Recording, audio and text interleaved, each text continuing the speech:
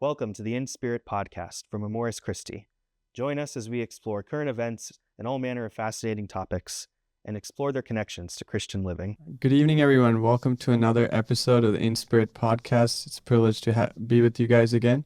And today we have a special guest. We got Father Jose Lopez, a priest from the Archdiocese of Miami. Yes. Who's also formator for us at the seminary at St. Vincent de Paul Seminary. So thank you, Father, for being with us. Thank you. It's a great honor and grace to be here. Thanks, Father. Is he your formator? No. Oh, okay. Then you could be free. Yes. we have Father Thomas as well, and while Chris is traveling in India. So how's your guys' weeks been? It has been a nice week, actually. I have been working actually at my place, and there were some dead trees, so I have to take them down. But so something very different from what I usually do. But we have to be able to be up to the task. Nice. Yeah, I just saw some videos and it looked pretty cool, putting down pine trees. Father, I know you guys had a big weekend here for the Benefactors Weekend and everything. We had a wonderful weekend. Yeah, it was AC Imagine. Oh, wow. Just opportunity for some of our benefactor supporters to come together, think about count our blessings, what the Lord has done, and then to think about the future. It was very good. It was really good. Yeah. I think one thing that also stood out for me was like during the weekend was like the blessings that people have received through Amoris Christi. And it's hard sometimes for us to see from the inside, but from the outside, it's always beautiful to see that. So just thought today we'll talk about a topic that I know both of you are very much interested in, and myself as well. It's something that, constantly learning about is the topic of faith and science. Yes. And just even the need for integration for it, or do we need to integrate it? Why do we need to, questions like that we thought we'll ponder a little bit. But just first of all, what inspired you, Father Jose, to think about this topic of faith and science? Well, I mean, Cuba, yes, of course, the world, reality. No, but actually, when I was growing up, the only books that were available actually at my house were medical books and biology books. So kind of from early on, I was reading that. I learned kind of how to reading biology books. Oh, wow. So that pretty much put me in the path of science, in the path of, and especially the science of life. I would like to think that this path toward the priesthood did not really divert me from that path of life, but actually, I used to study the higher part of life, which is the human person, consciousness, the spirit. So that's more or less from where I get this. I was I was joking about the Cuba thing, but in a way I wasn't joking because I play around with a microscope and all that stuff, and Father Jose comes by sometimes and he's like, oh, do this thing and you can get a much better, view, or you see that there in the cell, that's this thing. And I'm like, how do you know all this stuff? Because obviously, you're a priest, you study theology, and it's from your childhood education in Cuba. Yeah. I'm like, man, we got gypped here in America. I didn't learn anything like that. Yeah, exactly. Actually, I was like the last kind of generation that went through the very, very good Cuban, I would say, school system. Yeah. After me, like it started changing the structure and all that. But we used to have in high school, not even high school, I think this is middle school, very good labs with microscope, and it's in your chair you have a microscope and the teacher teach you how to do it and all of that. The place was filled with animals put into how do we call this thing, this substance that preserve them, the Formalin? The formula, some kind of Formaldehyde. preservative. But it was actually at the beginning it was scary when you were like a kid, like you look in there and there's all these animals and things. Yeah. But afterwards, it was the coolest place, at least for me, So I learned a lot from there. And actually, by talking to Father Thomas, I thought like, you never learned that in the school? Like that was like normal, Yeah.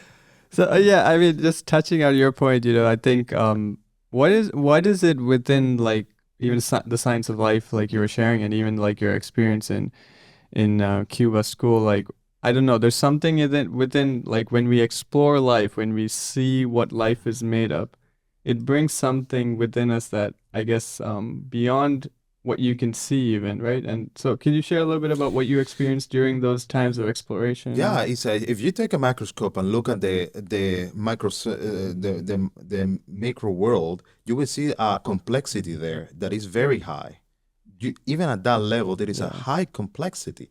These things, we sometimes think they're like, tiny things that move around, but they're highly complex organisms with structures that, if they were big, they probably would function like better than trains, better than airplanes, and they're at that micro level.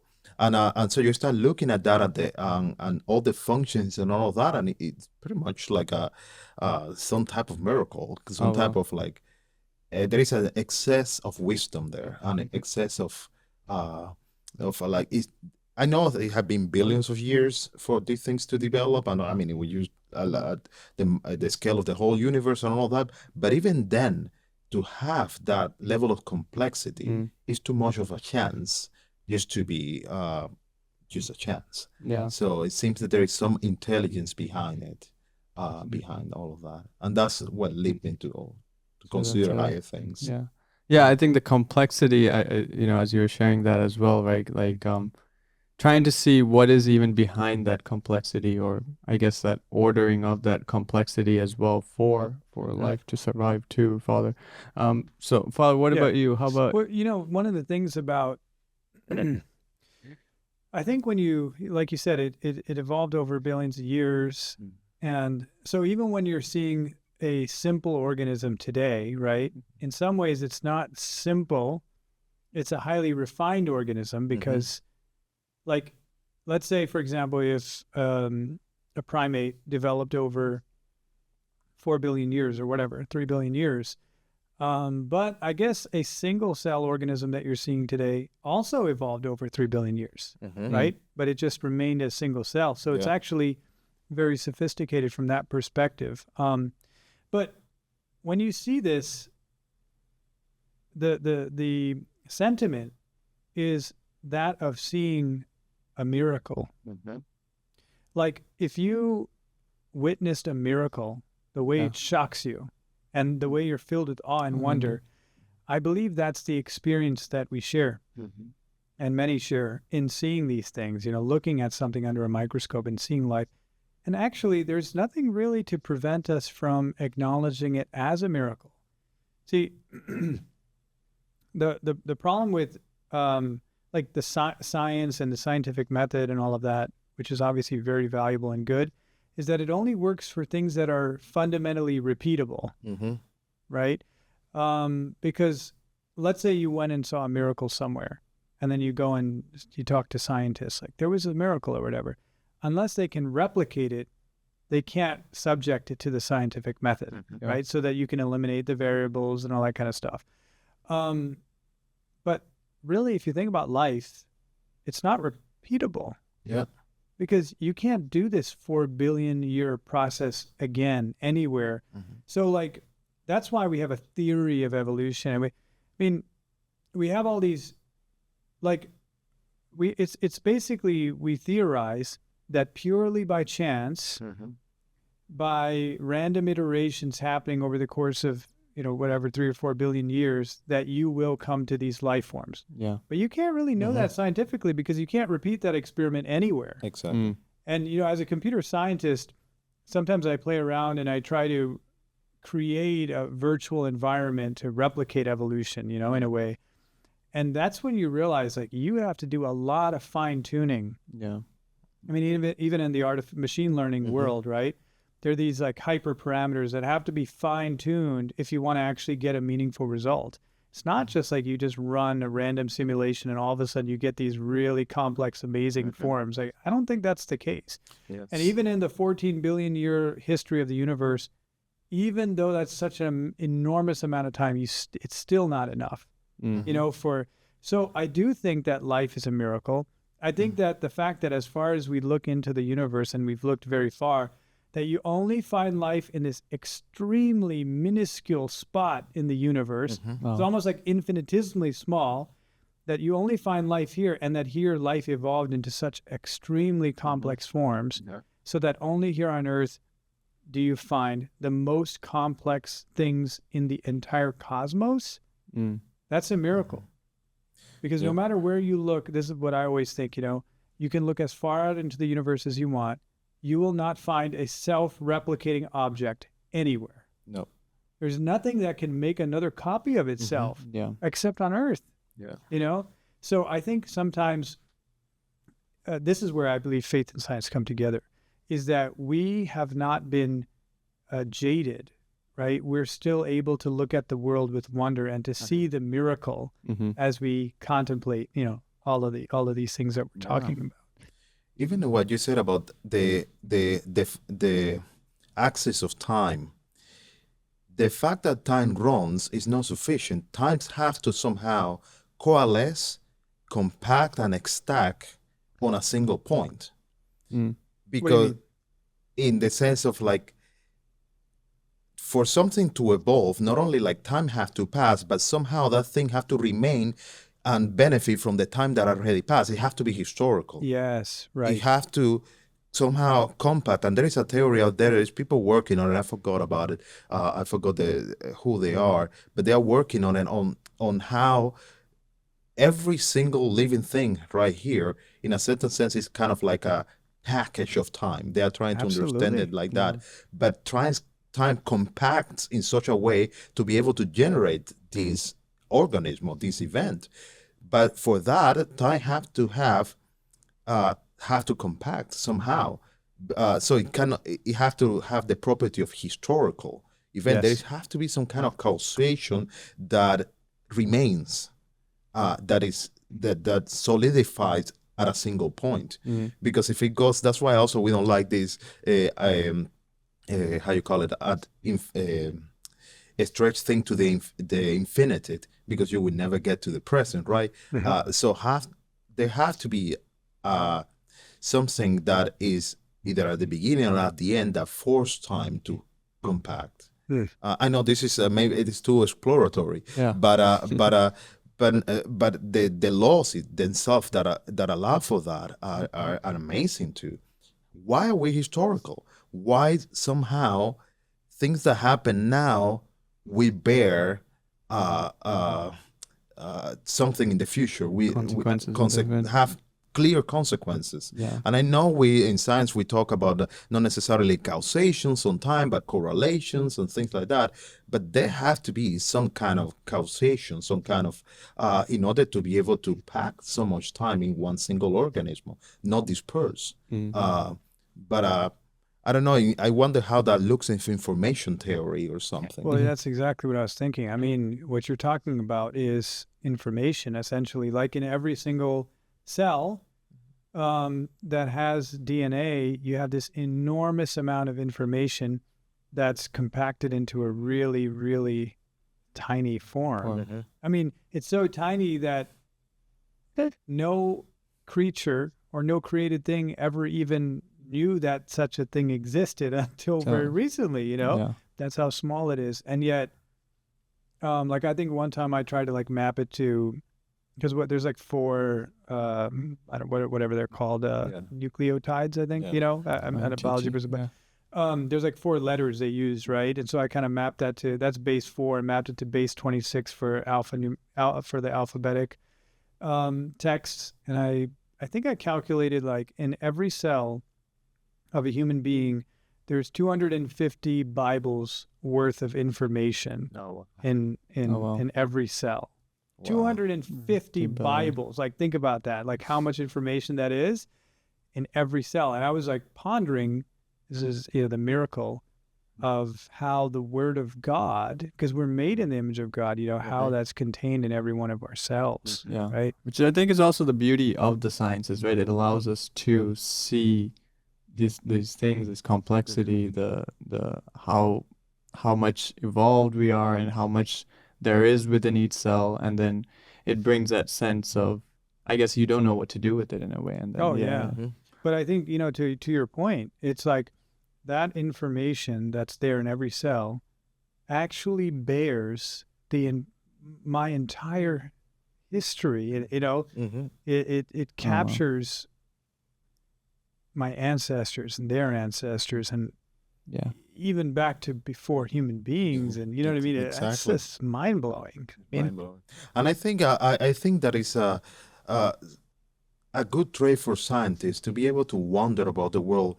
When we get into this boxing mentality, dominant mentality, in which we assume that we already know everything or that we already have it together and all of that, that hinders discovery. Yeah. That hinders discovery. Actually, that's why, in a certain sense, religion can help science in positing this absolute, transcendent, beyond every thought being that is out there.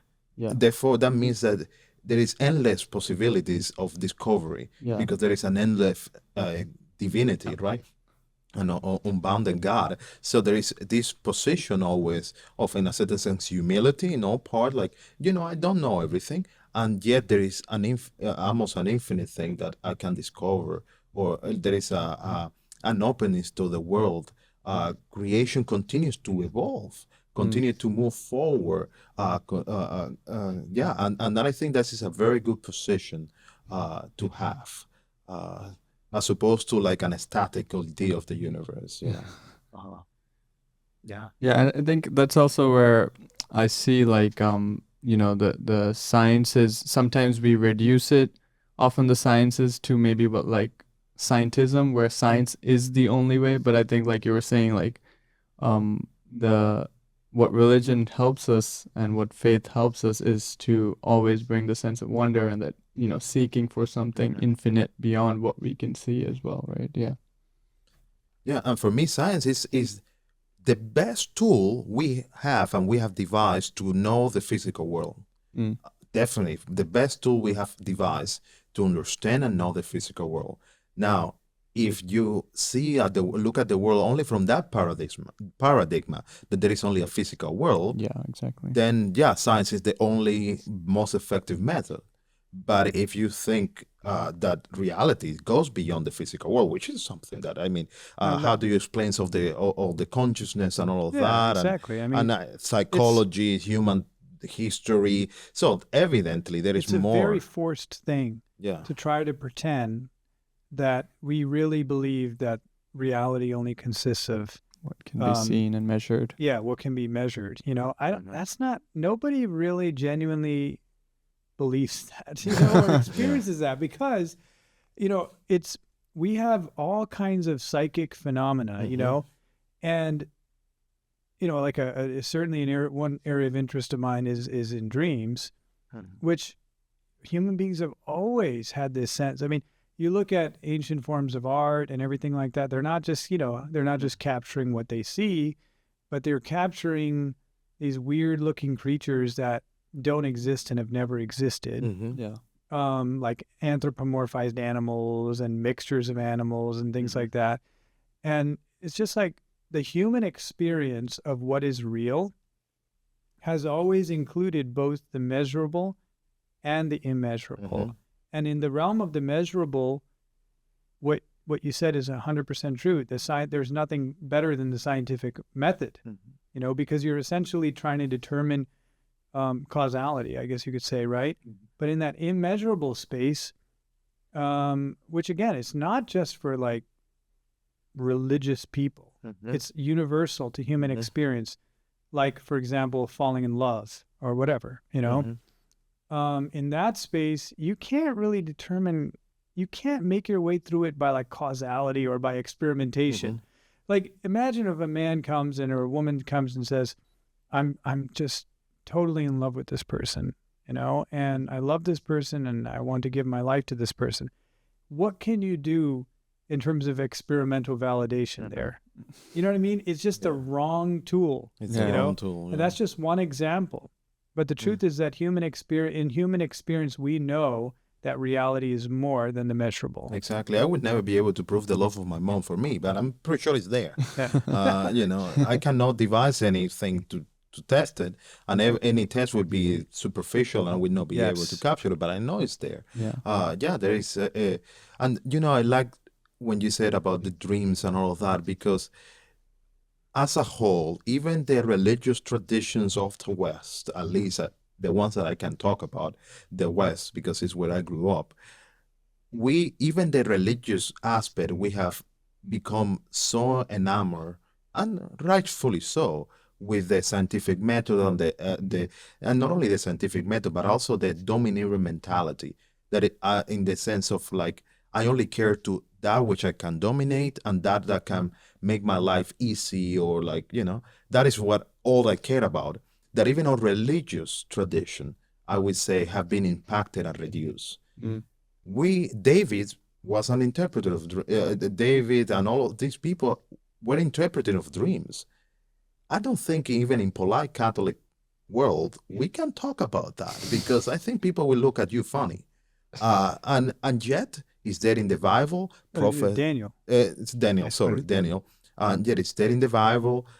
You can see even in the New Testament. We kind of flip the page very quickly, but there is interesting things there, like speaking in tongues and understanding tongues. These things are not quite scientific, rational, domineering mentality type of things, and yet they are there as an evidence that our tradition is more expand more than what we actually are putting attention to, I would say, nowadays. Yeah, and those are the things that make people today uncomfortable, and like Christians uncomfortable, right? Those parts of Scripture. I never thought about this before till right now, right?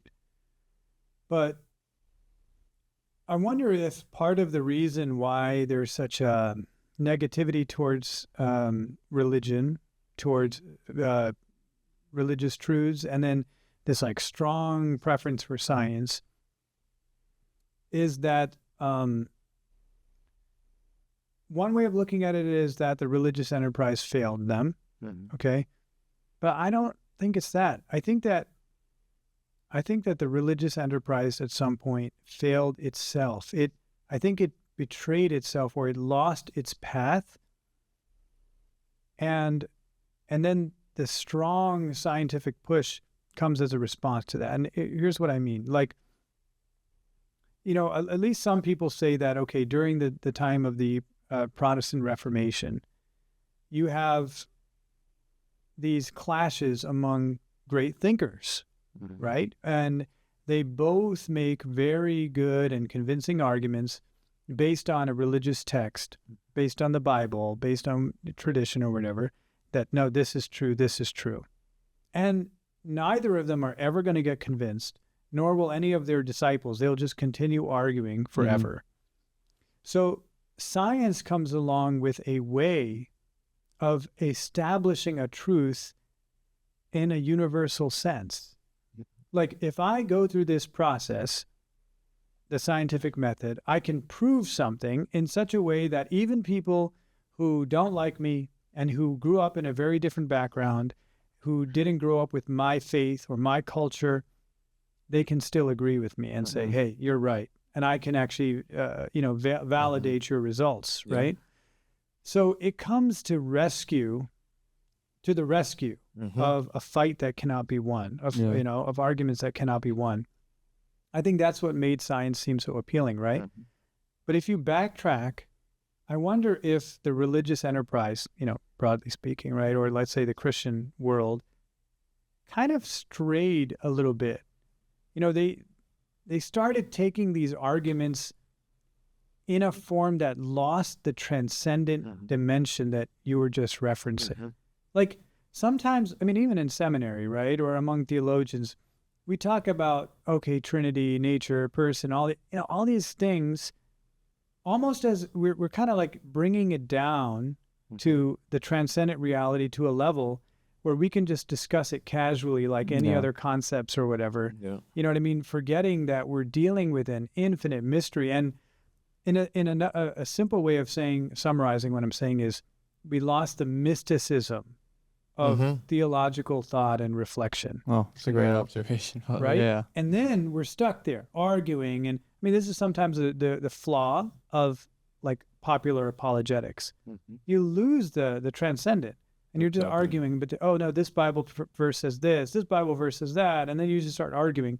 And somebody's going to get fed up and say, I'd rather go to the scientific world because they're people actually make progress. Yeah. You know, and we need to restore that sense of transcendence. Exactly. And as you said, it's like we start fighting a battle that probably we should have never fought.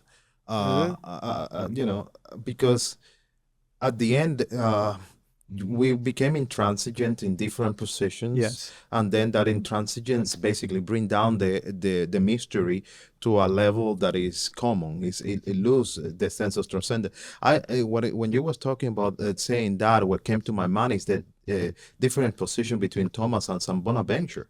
They both have mystical experiences and both have different philosophical traditions and came to, I mean, they agree in many things, but also they came to different conclusions in certain things. And yet they both coexisted. And they were not basically saying like, oh, you are absolutely in error in every sense. Because at the end, I think both saints, that's probably why, both saints realized that this is a mystery. It is so incomprehensible, or so, not incomprehensible, but it's so vast that I can only map certain areas. And you will be able, with your personality, to map certain areas.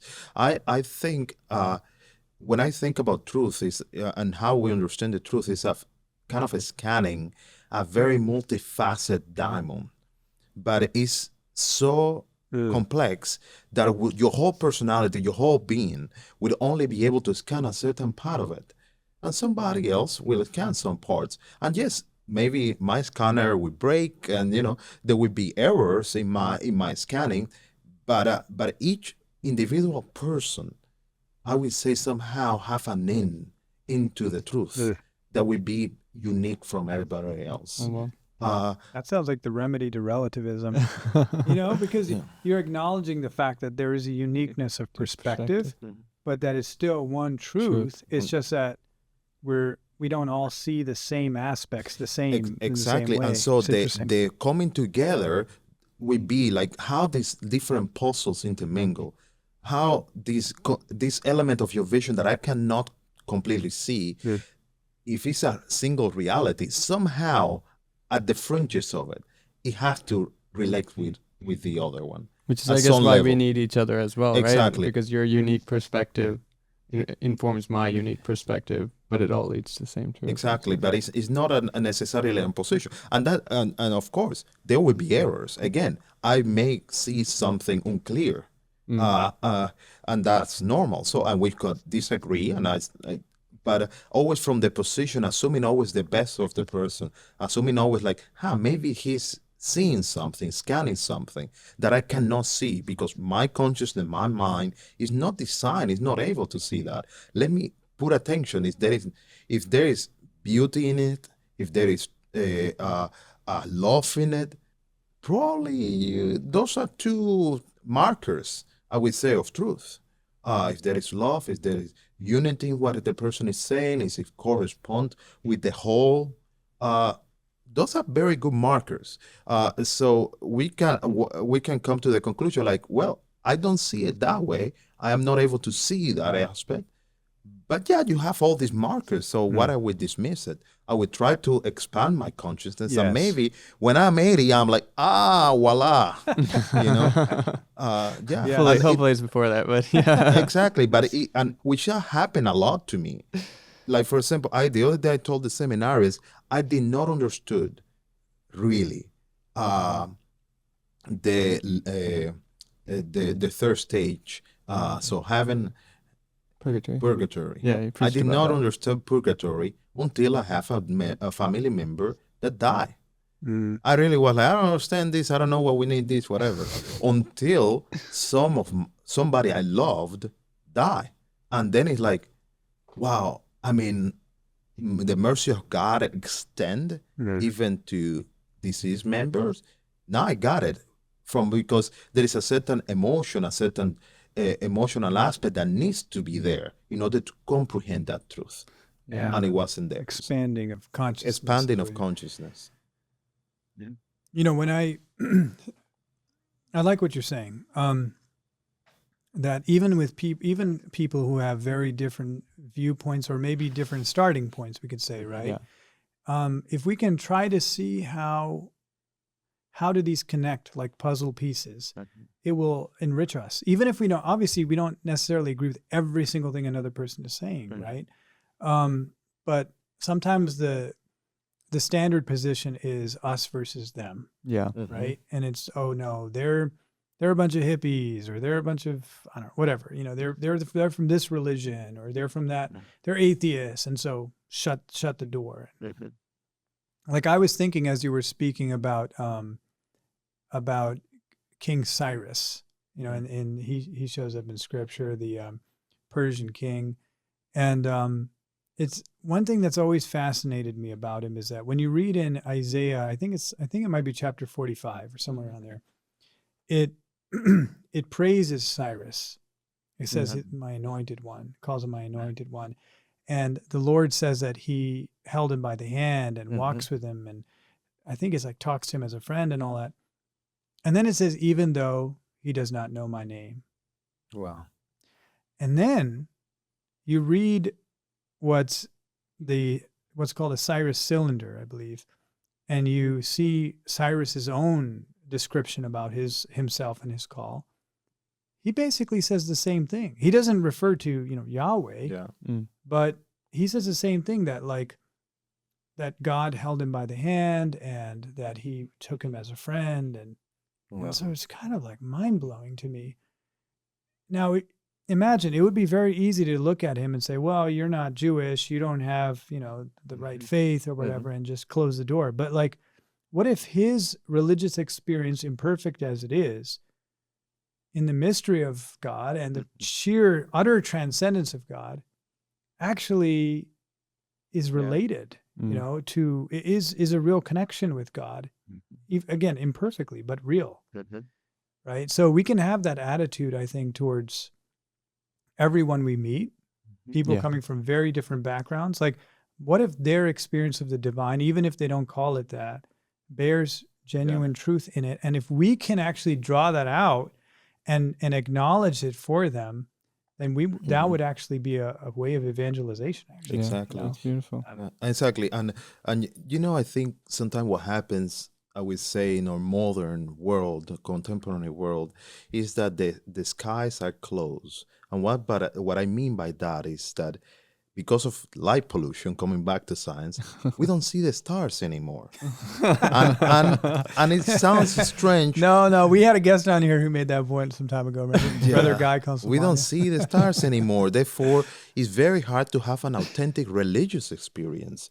That is the foundation of any relationship at the end with the transcendent, with the divine, with God. And therefore, our first introduction into religion is not really as a religion. It's not as a encounter with the divine, but it's encounter as we wonder. It's an encounter with a doctrine, with which is a doctrine with a ideology. Since we don't have what is the difference at the end between a religion and an ideology? Is that the religion is based not only what you have in the head, that would be an ideology, but an authentic encounter with the divine. Yeah. A profound religious experience that maybe you cannot comprehend fully, that you cannot understand what are the consequences, but it's there. It's a real experience. But because, again, the skies are closed or darkened with light, which is an interesting thing. The skies are darkened with light. We cannot have those religious experiences. Therefore, we are indoctrinated in our religions as an ideology.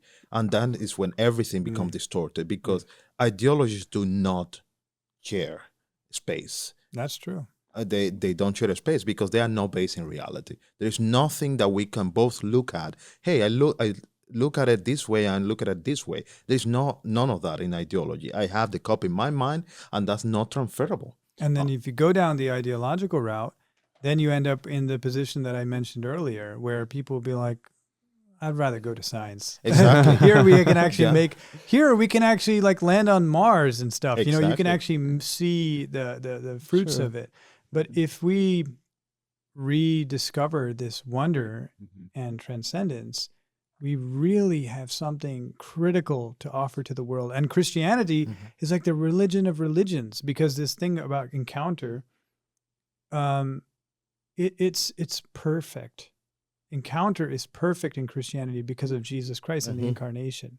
It's like a total union with all of us in every aspect of our humanity, so that we're not just looking at the stars, meaning we're not just trying to see something that's so beyond us and just scratching the surface of it. But Jesus comes to us and is united with us. And so there's a true and divine encounter. Exactly. Yeah. Yeah, that thing that was behind the veil of the stars and so on becomes a face that is visible, a person that is touchable, and for also something that the Vatican II was all about was understanding the mystery of the Church. And at the end, 50 years have passed, and we're still debating about very little things of Vatican II. When Vatican II was all about the mystery of the Church, the mystery of the Christ that touched you with flesh through these people. These people that sometimes are annoying, these people that, but touch you through these people. Still today, are still present in the world, walking the earth through the saints, through the unknown old lady in the parish, and that is the mystery. His mission continues here. And that is what we have to put attention to, how we incarnate more and more the Church at large in us, and how we allow people to encounter Christ in that way, in that incarnational way, that save everything. As we were talking about during our trip over here in the car, that says everything, including something that now everybody's scared about, desires. Desires. The Church and Christ should fulfill every single desire. Every single desire when you look at it profoundly. Because sometimes we lie about ourselves, or what do I really want? Because sometimes we think that our desire is so large, so big, that I will not acquire it. Therefore, let's lie to myself and say that I only need like this mug. It's right here. When really our desire is to have the universe. But the Church, in the Church, should be the place in which we explore, acknowledge completely our desires, our needs, and our evidences, like who I am and what I'm made of, and try to fulfill it completely. So we have to return to that. So to have that experience of the Christ that comes to our encounter today in history and fulfills today almost. Well, thanks for sharing, Father. Thanks. Yeah, and I guess, we've been talking about the beauty of faith and how faith and sciences kind of meet each other and how they help each other, but maybe just sharing a little bit about what are some of the challenges or tensions that arises when sciences meet the faith, or faith meets the sciences, or faith looking at sciences, and how do we kind of go about that a little bit? Well, I mean, I would say part of the challenges is that they don't meet. The faith won't meet the science. Faith won't meet the sciences, and science won't meet faith because of the tensions that you're talking about here. Yeah, there is a challenge, and we can't just pretend that there isn't one.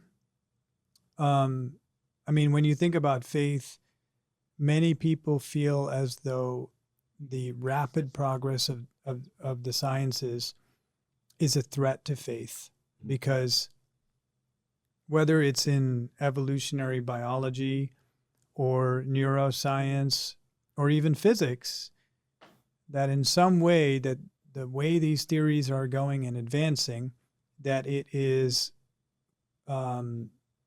making God irrelevant or non-existent or something like that. There is some fear, I mean, I think we can all acknowledge that, not in the sense of, I don't feel that fear in myself at all. I really don't. But when I look at the Church as a whole, or Christians as a whole, I do think that there is that fear. Yeah, there's a sense of like, how much should we engage this? It's like, should we keep a distance from this? Yes. What should we kind of do about it? Yeah, I agree. I kind of think that's completely agree. And I think also it's like, or both of those fields are so complex that it's very easy to feel extremely incompetent when you go into the other camp. Like I have this encounter with John Matter. He's one one of the lead scientists of James Webb Telescope. Oh, wow. So we have a very good conversation, and for a while we were sending emails back and forth.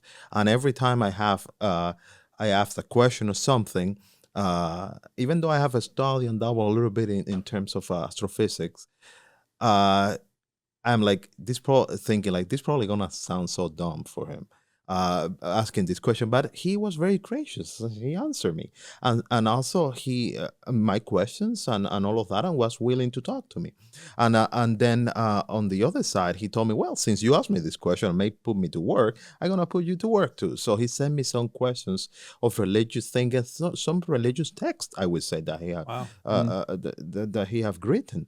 And I look at it and I realize, yeah, there is some more exploring that needs to be done. But at the same time, I actually found it amazing that this high scientist is trying to expand his mind. And so one of the first things that we have to do is to get over the sense of incompetence, or the sense of like, I don't know enough in the other field so we can talk, because that can be a massive barrier, to be able to go into the other person after being, at the top of your game in one field, to acknowledge that, maybe I don't know the other one. That's neat. Yeah. So that's an important message to people of faith, not to be afraid to enter into conversation with people who are more scientifically oriented. Yeah, and just discover it, right? Like Sure. learn and discover what the truth is, and not be afraid of that. That's right. Engage Exactly. it. So I think that, definitely that is one of the engagements that I think we need to do, and also the challenge of, I'm sorry to come back to this, but the challenge of not allowing ourselves to be co-opted by the by those that see religion as an ideology, Right. and each of us in our camp to be able to say, I'm sorry, but what you are, even though it is true you may be a good scientist, but you are dabbling into ideological camp. And for the religious people to call our own people, like, yeah, that guy may know a lot of it, but you are dabbling into ideological camp, to call up the fringes. Because I would say that most religious people, and probably most scientists, are very agreeable people, but probably not the most vociferous and so on.